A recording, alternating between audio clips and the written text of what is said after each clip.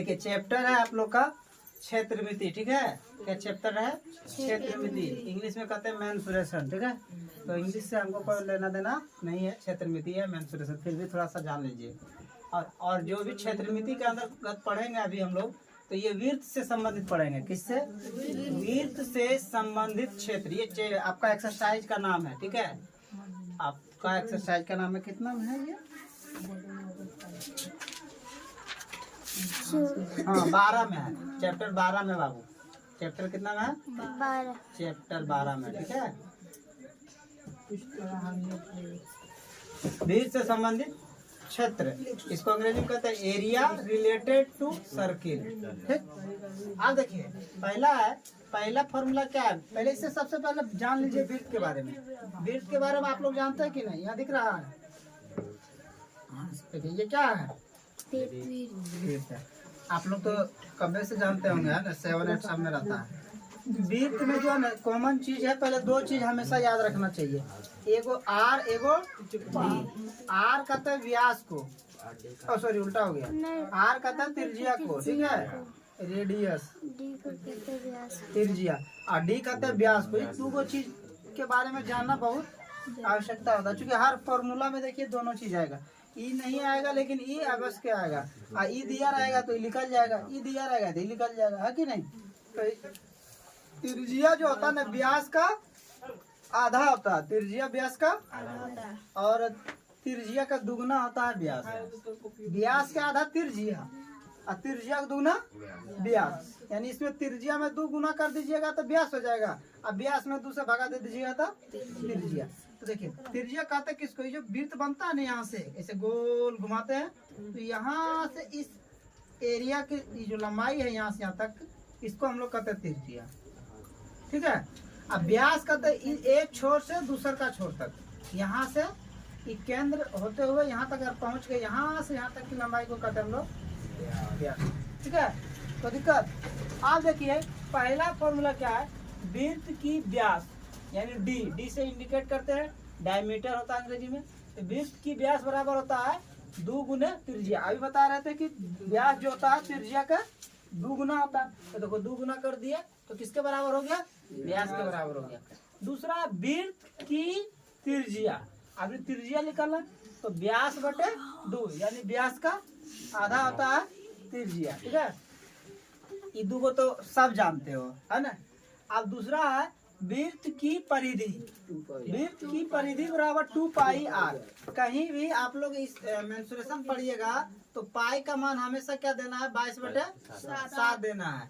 जब सवाल में दिया नहीं रहे तब, अगर सवाल में दे दिया जाएगा, जैसे कि पाई का मान सवाल में कर देगा कि इंडिकेट कि 1.14 ले, तो 3.14 लीजिएगा, मतलब जितना लिख देगा उतना आपको लेना है।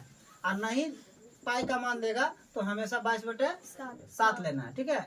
अब वृत्त की परिधि बराबर 2 पाई आर। देखिए परिधि जो होता है ना, परिधि कहते हैं किसको? परिधि, परिमिति, परिमाप, ठीक है। इस सब का मीनिंग एक होता है कुल लंबाई।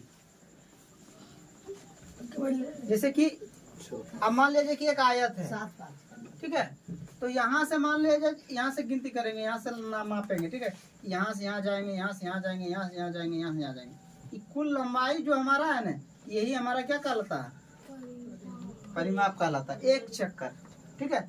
अब जैसे कि वर्ग है, फिर वही चीज है, यहाँ से यहाँ जाएंगे, यहाँ से यहाँ, यहाँ से यहाँ, यानी यहाँ एक चक्कर जब घूम जाएंगे तो उसी को हम लोग क्या कहेंगे? परिमाप, या तो परिधि या परिमिति या परिमाप, ठीक है। तो आयत हो जाए, वर्ग हो जाए, इस सब में परिमिति या परिमाप कहते हैं, और वृत्त में क्या कहते हैं?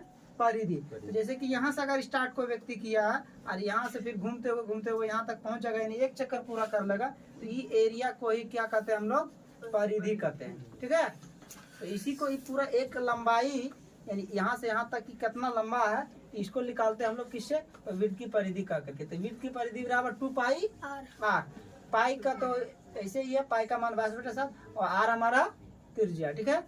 अब अगर वृत्त की परिधि दिया गया रहेगा, सवाल में वृत्त की परिधि दिया रहेगा और हमको त्रिज्या ज्ञात करना है, तो वृत्त की त्रिज्या बराबर क्या लिखेंगे? वृत्त की परिधि बटा 2 पाई, ठीक है। 2 पाई सिर्फ आर नहीं, आर तो निकालना है, इसी से ये फॉर्मूला को निकाल दिया गया। ठीक है, अब अगला वृत्त का क्षेत्रफल बराबर, तो वृत्त का क्षेत्रफल बराबर होता है pi r square, pi r square. क्षेत्रफल का मतलब ये पूरा एरिया, ये पूरा एरिया। ठीक है, ये पूरा एरिया को हम लोग कहते हैं क्षेत्रफल। तो वृत्त की क्षेत्रफल बराबर क्या होता है पाई आर स्क्वायर। ठीक है, और जब क्षेत्रफल मालूम रहेगा, वृत्त का क्षेत्रफल मालूम रहेगा और त्रिज्या निकालना है, तो वृत्त की त्रिज्या बराबर हो जाएगा रूट अंडर वृत्त का क्षेत्रफल बटे पाई। कोई दिक्कत नहीं। अब अर्धवृत्त की परिमिति बराबर, ये था वृत्त की परिमिति, ये क्या था। अब अर्धवृत्त आ गया। अर्धवृत्त का मतलब आधा वृत्त, पूरा नहीं। कितना को वृत्त,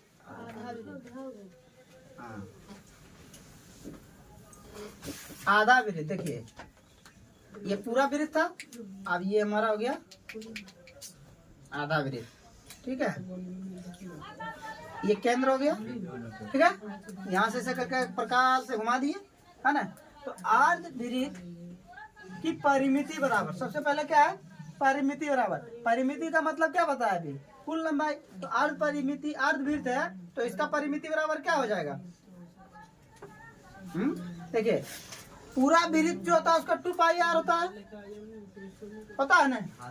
अब आधा करना का मतलब कोई चीज में आधा करना, 2 से भाग दे देना।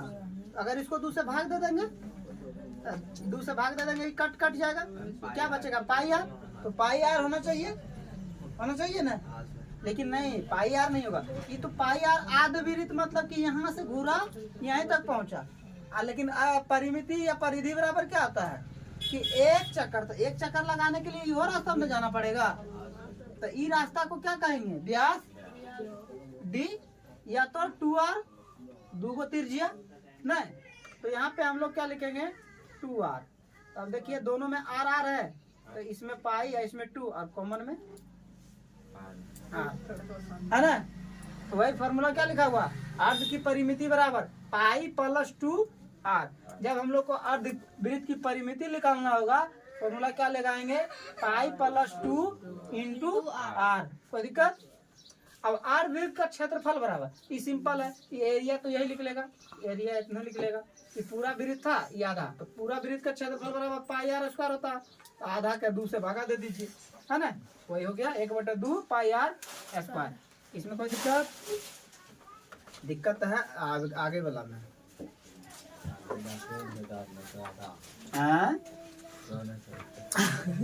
अब देखिए इधर बताइए कम सुनिए ज्यादा।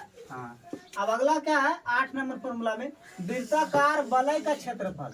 ठीक है, वृत्ताकार वलय का क्षेत्रफल। देखिए इस रूप में जब रहेगा तो वृत्ताकार हो जाएगा। ठीक है, ये बल्ला हो गया, तो इसमें इस एरिया को पता निकालना कि ये एरिया कितना है। ठीक है, तो बड़का वृत्त में छोटका वृत्त को घटा दीजिएगा ना, तो यह है एरिया लिख लेगा। तो वही क्या गया वृत्ताकार वलय का क्षेत्रफल बराबर pi into R square minus R square. एगो बड़ा आर है, एगो छोटा आर है। तो बड़ा आर देखिए ई वाला जो वृत्त रहेगा यहाँ से यहाँ तक लंबाई होगा, आई वाला कहाँ से होगा यहाँ तक। देखिए ये बड़ा आ गया, ये छोटा हो गया, ये बड़ा आर हो गया, ये छोटा आर हो गया। ठीक है, यानी एक वाला बड़का वृत्त का छोटा वाला वृत्त को क्या करना है घटा देना क्षेत्रफल।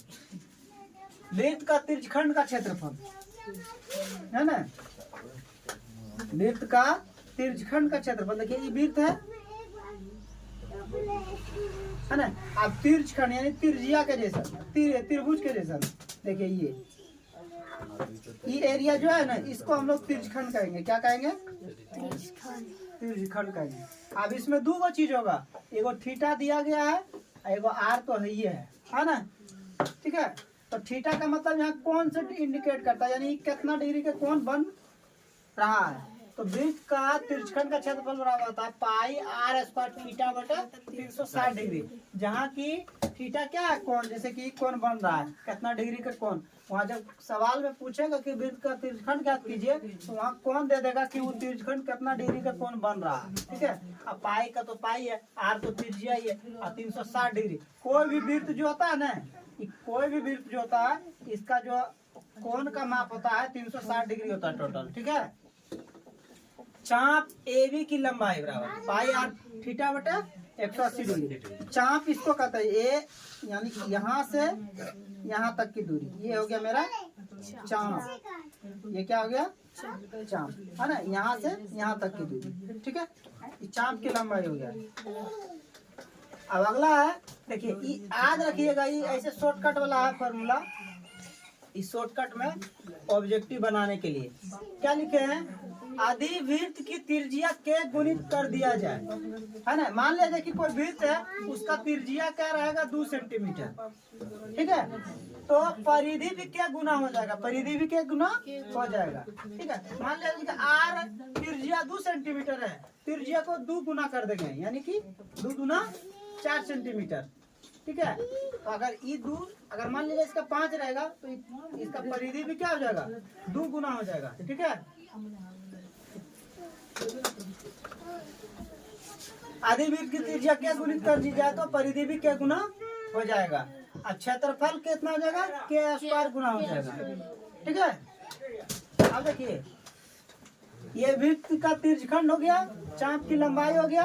अब वृत्तखंड किसको कहते हैं?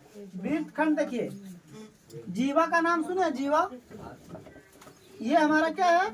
तिर्यखंड है ना। अब जीवा क्या कहते हैं? ये हमारा जीवा है, ठीक है। तो देखिए, ये जो भाग एरिया निकला,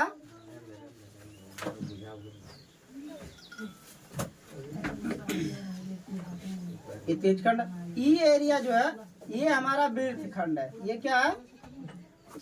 ये एरिया क्या है? वृत्तखंड है। जो रंग दिए ना, यही एरिया हमारा वृत्तखंड है,